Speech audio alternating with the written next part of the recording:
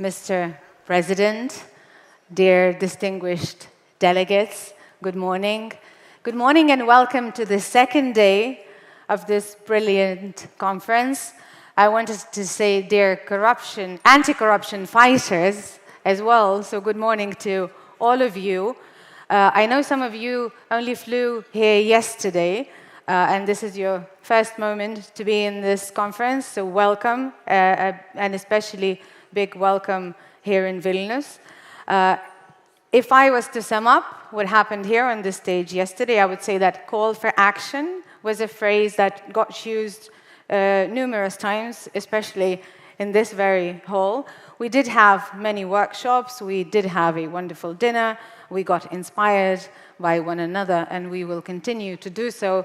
And I know yesterday I bragged about the Lithuanian weather, so today you got an illustration of the price we get when we do have a good summer day in Lithuania. So welcome in that regard as well. We will have two very, very special keynotes in just a minute. We will finish then the plenary a little later, and we ask for your understanding and we appreciate for your understanding in advance. So the lunch will also start a little later once the plenary finishes at around 12:20, 12:30. Without much further ado, I would like to start off with the first keynote. I would like to invite on stage President of the Republic of Lithuania, Mr. Gitanas Nausėda.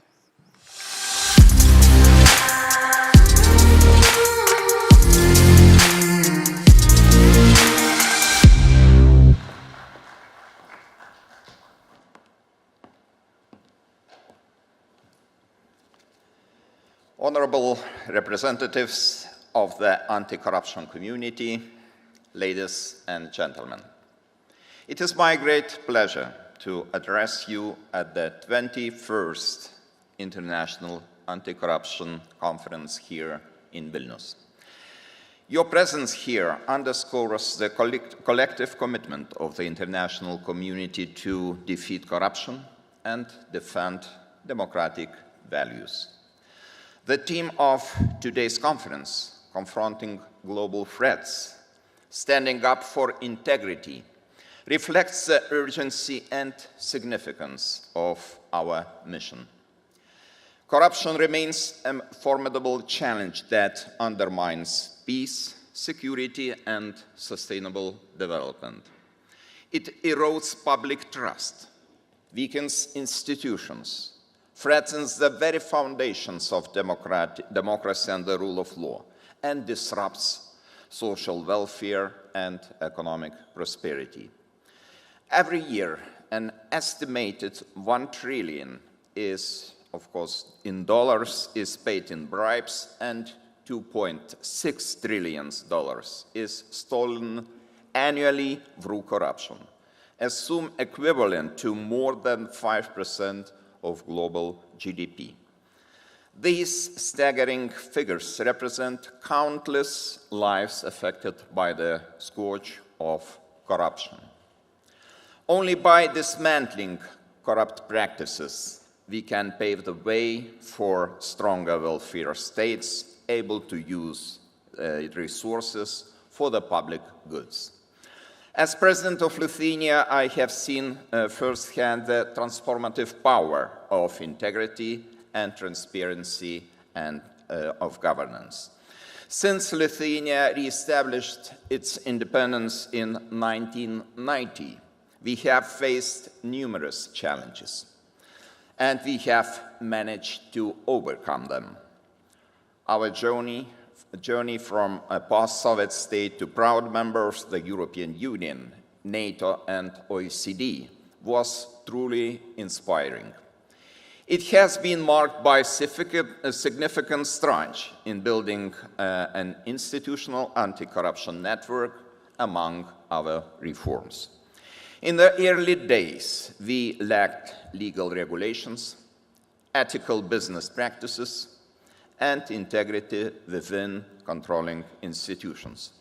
This made corruption a severe impediment to Lithuania's development. Nevertheless, we stayed committed. Our accession to the European Union encouraged us to adopt comprehensive anti-corruption policies. With support from the key international partners such as the European Union, the OECD, the World Bank, Transparency International, the United Nations, and the OECD, we were able to construct a robust system for transparent national growth. Lithuania adopted a systemic approach to combating corruption grounded in prosecution, prevention, and education.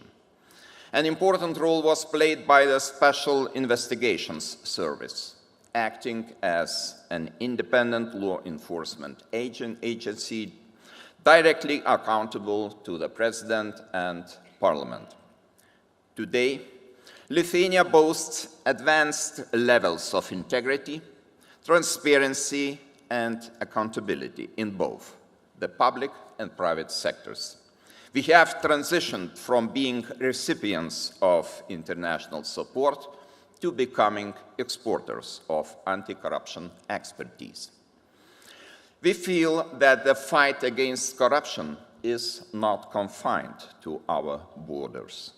Right now, the whole international order faces unprecedented challenges. Authoritarian tendencies, hybrid attacks, and the weaponization of information threaten global stability. Corruption underlines all these threats by fueling public dissatisfaction and undermining democratic governance. Of most concern are instances of strategic corruption involving the deliberate use of corruption by state and non-state actors to influence and destabilize other nations. While we are facing a cunning and ruthless adversary, lack of transparency becomes an issue of national security.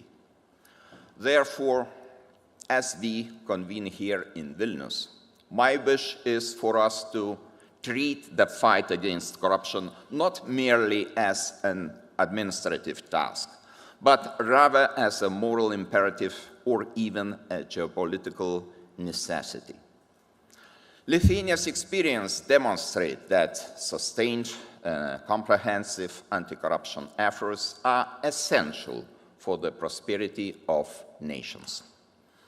To stay united and strong as a community of free and independent states, we must all maintain and improve our resilience. Integrity unites us, corruption divides us. Let these words encapsulate our collective resolve. This is not a distant dream. It is a realistic goal. We can achieve it through our united efforts. We can turn this vision into reality. So let us make this conference a turning point in our global fight against corruption. Let us root out corruption today, because integrity matters and our world deserves better. Thank you for your dedication, courage, and unwavering commitment to this great cause. Thank you.